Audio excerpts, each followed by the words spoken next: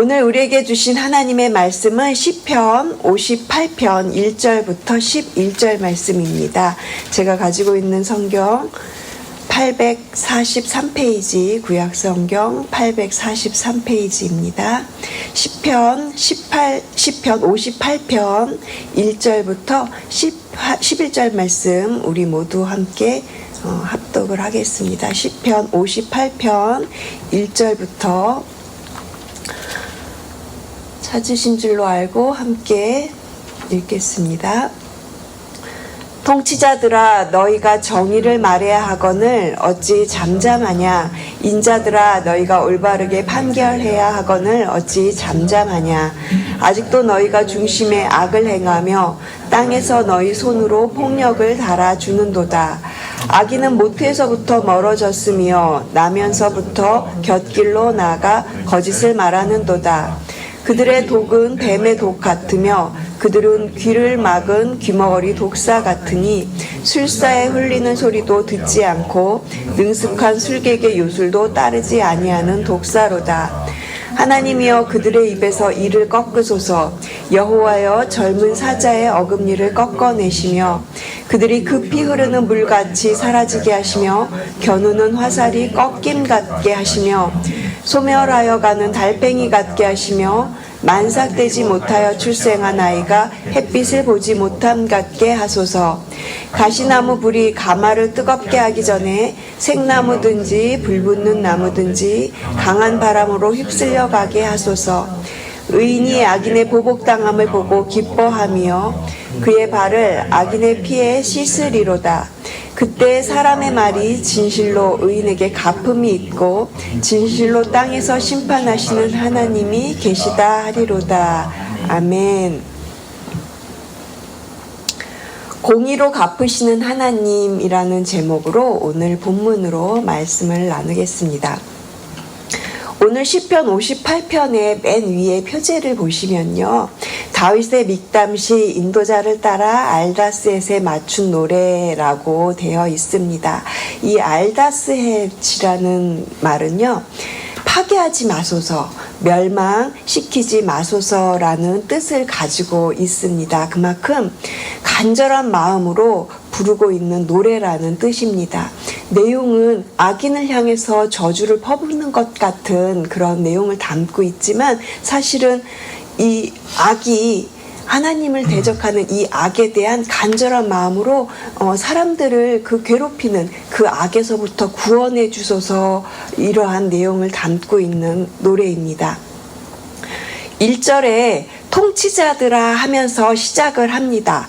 통치자라는 단어의 근원은 엘로힘, 즉 신들을 말할 때 사용하는 단어인데요. 그만큼 힘이 있는 권력자들을 부르는 호칭입니다. 이러한 이 권력자들의 특징은 매우 일방적이죠. 그래서 남의 말을 듣지 않고요, 본인이 하고 싶은 말, 본인이 하고 싶은 결정, 그러한 행동만 하면서 살아가는 사람들을 지금 말하고 있습니다. 그러다 보니까 이러한 사람들은 하나님의 음성을 전혀 듣지 못하게 되고, 그리고 이러한 통치자들은 올바르게 판결하지 못하게 되는데요. 계속해서 2절을 보시면 그들을 향해서 이렇게 말합니다. 아직도 너희가 중심에 악을 행하며 땅에서 너희 손으로 폭력을 달아주는도다. 여기서 중심은 마음을 이야기합니다. 마음의 악이 폭력에서부터 나온다. 마음의 악이 이렇게 손으로 폭력을 행하게 된다라는 지금 말을 하고 있는 겁니다. 너희가 마음속에 악이 있어서 이 악이 너희들의 손을 통해서 폭력을 행사하는 것으로 그렇게 드러난다라는 거죠. 여러분, 이것은 마음에 있는 것이 행동으로 나온다라는 말로 이해하시면 좋습니다. 우리의 마음 안에 무엇을 담고 살아가는지가 매우 중요한 것이죠. 저희가 지금 사순절을 지나가고 있습니다. 우리 모두의 마음 가운데에도 우리가 어떤 생각을 갖고 있는지 이 사순절을 지나시면서 오직 예수님 생각으로, 예수님을 닮은 그런 마음으로 지내시는 이 시간이 되기를 소망합니다. 3절 보시면요, 악인은 모태에서부터 멀어졌으며 나면서부터 곁길로 나아가 거짓을 말하는도다. 모태에서 나면서부터 하나님과 멀어졌다는 뜻이에요. 여기서 멀어졌다라는 말은 히브리어로 조루라는 단어로 쓰이는데요. 곁길로 돌다 하나님을 모르는 이방인의 길로 따라갔다, 이런 의미로 쓰여졌습니다. 그러니까 태어날 때부터, 우리 모든 사람들은 다 태어날 때부터 죄인이죠. 태어날 때부터 하나님을 모르는 이방인들로 살아가면서 이 악인들의 말이 점점 거짓을 말하고 점점 악해져만 가는데요. 계속해서 4절과 5절을 보시면 그들의 독은 뱀의 독 같으며 그들은 귀를 막은 귀머거리 독사 같으니 술사에 홀리는 소리도 듣지 않고 능숙한 술객의 요술도 따르지 아니하는 독사로다, 이렇게 말하고 있습니다. 여기서 귀머거리 독사라는 표현을 한번 보세요. 이 표현은 비유적인 표현이에요.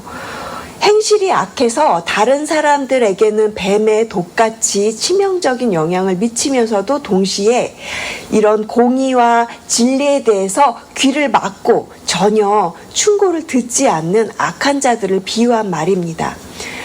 이러한 사람들은 진리에 귀를 기울이지 않기 때문에 회개할 기회가 있어도 전혀 듣지 않고 결국 망하게 된다라는 것을 말하고자 하는 것이죠. 이러한 악인의 모습은 뱀의 독사와 같다고 지금 말하고 있습니다. 이 뱀의 독은 매우 치명적이죠. 그리고 물리게 되면 죽게 됩니다. 사람들을 죽이는 이 독과 같은 악을, 그 악의 특성에 대해서 그렇게 말을 합니다. 그리고 술사에 대해서도 말을 하고 있어요. 고대 근동 지방에서는 뱀을 전문적으로 길들이는 그러한 술사가 있었는데요. 그 사람들은 이렇게 피리를 불면서 이렇게 보면은 바구니 같은 데서 이렇게 뱀이 나와서 그 피리 소리에 따라서 움직이잖아요. 그런데 만약에 이 뱀이 술사의 소리를 귀를 막고 뱀이 듣지 않는다면 무슨 일이 벌어질까요? 너무 위험한 거죠. 이 독을 품은 독사가 술사의 말을 듣지 않고 자기 마음대로 나와서 막 돌아다니면 너무 위험한 상황에 빠지게 되는 것이죠. 이 말씀을 통해서 지금 무엇을 이야기하고 있습니까? 이스라엘의 지도자들이 그렇게 악하게 바뀌었고 그 이스라엘의 지도자들이 하나님의 말씀을 전혀 듣지 않고 있다. 그래서 자기네들이 원하는 대로 그렇게 권력을 행사하고 악하게 지금 통치를 하고 있다. 지금 그렇게 말을 하고 있는 겁니다. 그런데 다윗 시대에만 그랬던 것이 아니라 지금 우리가 살아가는 이 시도 그렇다라는 것입니다. 하나님과 점점 멀어져가는 세상, 그리고 하나님이 없다고 하는 소리가 점점 커져만 가는 세상이 되면서 점점 악해져가는 세상이 되는 거죠. 그런데 여러분, 이처럼 세상은 소망이 없어져 가는 것처럼 보이지만 우리에게는 소망이 있습니다. 제가 지난주 목요일에도 말씀을 드렸는데 너는 하나님께 소망을 두라. 그 메시지가 가장 지금 저희가 시편을 하고 있는 중에 제가 와닿는다고 지난주에 말씀을 드렸던 적이 있습니다. 그렇습니다, 여러분. 하나님께 소망을 두십시오. 오직 하나님께만 소망을 두고 나아가는 저희가 되기를 그렇게 원합니다. 다윗도 그랬을 겁니다. 다윗은 오직 하나님께만 소망을 두고 기도했어요. 그래서 다윗은 이 세상이 이렇게 불의한데 그 불의한 세상을 보지 않고요. 오직 그 마음을 하나님께만 집중해서 하나님께만 소망을 두고 기도합니다. 이러한 다윗의 기도가 6절부터 9절까지 계속해서 나오고 있습니다. 6절 보시면요. 다윗이 하나님이여 이러면서 기도를 하고 있습니다. 하나님이여 그들의 입에서 이를 꺾으소서, 여호와여 젊은 사자의 어금니를 꺾어내시며 그랬어요. 젊은 사자의 이 어금니 비유를 통해서 악인의 잔인함을 표현하고 있는 건데요. 이러한 잔인함을 하나님 꺾어주십시오 라고 기도하고 있는 것이죠. 그런데 여러분, 이빨 뽑힌 사자 보신 적이 있으신가요?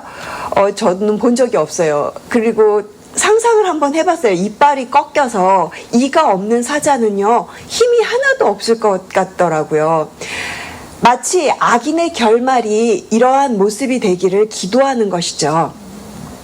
그리고 7절 보시면요. 급히 흐르는 물같이 사라지게 하시며, 급히 흐르는 물같이 사라진다는 이 표현은요, 이스라엘에서 볼 수 있는 와디라는 지형에서 찾아볼 수 있다고 합니다. 이스라엘 땅은 아주 바짝 마른, 그리고 물이 전혀 없는 그런 평야로 이루어진 광야들이 많다고 해요. 이러한 평야들 가운데에서 계곡이 포함되어 있는 평야를 와디라고 하는데, 와디는 평소에는 아주 바짝 마른 땅이에요. 근데 비가 좀 오거나 계곡으로 물이 좀 모이면 그 물이 갑자기 쏟아져 버리는 그런 지형이라고 합니다. 그래서 이 와디는 지형적으로 물이 순식간에 흘러가 내려서 흔적도 없이 물이 사라져서 없어져 버린다고 해요. 그래서 급히 흐르는 물같이 사라지게 하시며 라는 표현을 통해서 다윗은 하루빨리 이 악인들에게 심판이 이루어져서 그들이 다 사라지게 해주십시오. 급한 물에 모든 것이 쓸려 내려가는 것처럼 악인들이 그렇게 쓸려 나가기를 원합니다. 그렇게 기도하고 있는 거예요. 7절 계속해서 보시면요. 겨누는 화살이 꺾임 같게 하시며 라고 기도합니다. 화살을 겨누었는데 이 화살이 꺾이면 그건 아무짝에도 없는, 소용이 없는 화살인 거죠. 악인들이 악을 계획하고 이것을 실현하기에 앞서서 그 화살이 꺾여서 화살을 쏠 수 없는 것 같이 되게 해달라. 악인들의 계획이 실현되지 않기를 기도하고 있는 것입니다. 8절 보시면요. 소멸하여 가는 달팽이 같게 하시며, 여러분 비 올 때 달팽이 보신 적 있으시죠? 요즘 비가 자주 와서 달팽이들을 주변에서 흔히 볼 수 있는데요. 이 달팽이의 껍질은 굉장히 연약합니다. 그래서 살짝만 힘을 주어서 이렇게 꾹 누르면 달팽이 껍질이 금방 으스러지고 말아요. 그리고 달팽이가 이동할 때 보면 몸에서 뭔가 이렇게 점액 같은 게 나오면서 이동을 하잖아요. 그래서 비가 오고 난 후에 땅이 좀 마르면 달팽이가 지나간 흔적을 우리가 눈으로 볼 수 있습니다. 자기 몸에서 나오는 이 점액질을 이용해서 자기 몸을 밀고 다니는 달팽이는요, 그렇게 자기 몸을 밀고 다니다가 죽습니다. 그런데 이 달팽이가 어떻게 죽냐 하면 그 점액질이 다 마르고 소멸되면 그 연약한 껍질 안에서 말라서 달팽이가 죽는 거예요. 그래서 우리가 가끔 벽에도 보면 그 점액질이 다 말라 죽은 달팽이 껍질이 이렇게 붙어 있는 것을 볼 수 있는 거죠. 이러한 달팽이의 모습 때문에 중동 사람들은 자기 인생을 자기가 기반으로 해서 살아가는 사람을 표현할 때 마치 달팽이 같다라고 표현을 하고 있습니다. 계속해서 8절 후반절 보시면요. 만삭되지 못하여 출생한 아이가 햇빛을 보지 못함 같게 하소서. 이 말은 어머니의 뱃속에서 죽은 아이가 마치 빛을 보지 못하고 그냥 그렇게 태어나는 것 같이, 그냥 죽어버린 것 같이 악인들이 빛을 보지 못한다라는 말을 의미합니다. 빛은 생명을 의미하잖아요. 그래서 이 악을 행하는 이러한 사람들이 죽음이 빨리 이루어졌으면 좋겠다라는 저주의 표현입니다. 그리고 9절 보시면요. 가시나무 불이 가마를 뜨겁게 하기 전에 생나무든지 불 붙는 나무든지 강한 바람으로 휩쓸려 가게 하소서라고 기도합니다. 이 가시나무 불은요. 생각해 봤어요. 그랬더니 저희 가족이 예전에 캠핑을 갔을 때 야외에서 음식을 해 먹으려고 불을 피웠는데 강한 바람이 불어와서 그 불을 꺼버렸던, 그 불이 꺼져버렸던 그때 기억이 떠올랐습니다. 이 가시나무 불이 솥을 달구기도 전에 불꽃이 사라지는 것처럼 악인들의 계획도 이와 같이 꺼져가게 해달라고 그렇게 기도하고 있는 것이죠. 다윗이 이렇게 저주 같은 표현을 하면서 기도를 할 수 있는 거는요, 사람을 저주한 게 아니에요. 사람에 대한 저주가 절대 아닙니다. 하나님을 대적하는 악이 완전히 사라지기를 그렇게 소망하면서 악을 저주하고 있는 거예요. 그러니까 여러분, 이 악한 세상을 바라보지 마시고 오직 소망을 하나님께만 두고 주님만 바라보시기를 그렇게 간절히 축복합니다. 우리 하나님은 세상보다 훨씬 크시고, 그리고 이 세상을 창조하신, 그리고 이 세상을 주관하시는 이 세상의 주관자가 되시기 때문에 우리가 그 하나님을 그렇게 믿고 하나님만 소망하며 나아가는 여러분 되시기를 축복드립니다. 다윗은 그러한 하나님을 굳게 믿고 확신했어요. 아무리 악한 일, 아무리 억울한 일들을 이 다윗이 겪고 보았어도 하나님은 의로운 분이시다. 하나님은 공평하신 분이시다. 하나님은 공의가 있으신 분이시다라는 것을 다윗은 철저하게 믿었습니다. 그래서 다윗은 이렇게 10절과 11절에 이렇게 고백하고 있어요. 우리 함께 10절과 11절 말씀을 같이 큰 소리로 읽겠습니다. 10절과 11절 말씀.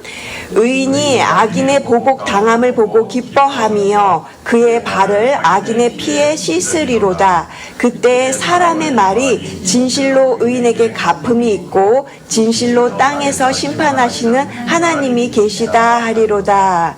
아멘. 다윗은 의인이 악인의 보복당함을 기뻐한다 이렇게 말하고 있고요. 그들의 발이 악인의 피에 씻는다 이런 표현을 하고 있어요. 아침부터 피에 발을 씻는다라는 표현이 매우 불편하시죠. 그런데 이 표현은 그 당시에 전쟁에서 승리한 사람을 표현하는 비유적인 관용적인 표현이었다고 합니다. 다시 말씀드리자면 다윗은 하나님께서 악인을 심판하는 것을 보고 의인들이 기뻐하면서 결국 믿음이 이긴다. 이것을 하나님이 이렇게 이기신다라는 것을 모든 사람들로 하여금 알게 될 것이다 라는 것을 말하고 있는 것입니다. 그것을 보고 심판하신 하나님이 정말 살아계시는구나. 이렇게 하나님을 사람들이 알게 된다. 이러한 말을 하고 있는 겁니다.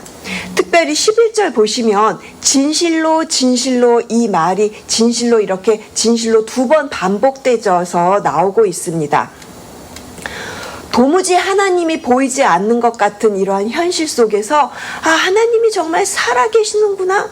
하나님이 정말 살아계실까? 아니 그렇지가 않아. 마치 눈에 보이는 현실은 하나님이 안 계시는 것 같이 그냥 이 악을 내버려 두고 있는 것 같이 그런 상황이지만 이 다윗은 진실로 진실로 하나님이 살아계십니다. 이것을 강하게 외치고 있는 것입니다. 그렇습니다. 진실로 의인에게 갚음이 있음을 믿으시기 바랍니다. 진실로 하나님이 살아계시는 분이심을 믿으시는 여러분 되시기를 기도합니다. 11절에 의인에게 갚음이 있고 여기서 이 갚음은 열매라는 뜻입니다. 그래서 의인에게 갚음이 있다라는 말은요, 열매를 맺다. 의인의 삶에 대한 열매로 상을 주신다라는 약속을 하고 계시는 겁니다. 그래서 이 11절을 메시지 성경으로 보면 이렇게 표현하고 있습니다. 규례를 지킬만 하구나. 상을 주시는 하나님, 세상을 지켜보시는 하나님이 과연 계시는구나. 이렇게 메시지 성경이 말을 하고 있어요. 그러니까 하나님의 말씀을 지키는 의인들, 하나님의 말씀대로 살려고 그렇게 애를 쓰고 하나님께만 바라보는 그 의인들에게 하나님이 상을 주시는 겁니다. 갚아주시는 겁니다. 열매를 맺게 하시고 하나님이 공의로 갚아주시는 겁니다. 그거를 바라보는 사람들이 정말 하나님은 살아계시는구나 이렇게 말할 수 있는 겁니다. 사랑하는 성도 여러분, 하나님의 심판은 반드시 있습니다. 오늘 하루를 지나시면서 꼭 이 11절 말씀 붙잡고 나아가셨으면 좋겠습니다. 하나님의 심판은 반드시 있고 의인에게 도와주시는 공의의 하나님이시라는 것을 꼭 기억하시면서 이러한 하나님께서 나와 함께 계시는구나, 위로와 소망의 이 말씀이 되시기를 주님의 이름으로 축복드립니다. 우리 같이 기도하시겠습니다. 하나님 감사합니다. 하나님의 심판이 반드시 있음을 기억하며 살겠습니다. 예수님 안에 거하는 자들에게는 하나님의 심판의 날이 두려운 날이 아니라 구원의 날이요, 소망의 날이요, 열매로 상을 주시는 날임을 기억하면서 오늘 하루도 예수님을 의지하며 의인의 삶을 살아가게 도와주시옵소서. 감사드리며 이 모든 말씀 우리를 사랑하시는 예수 그리스도의 이름으로 기도합니다. 아멘.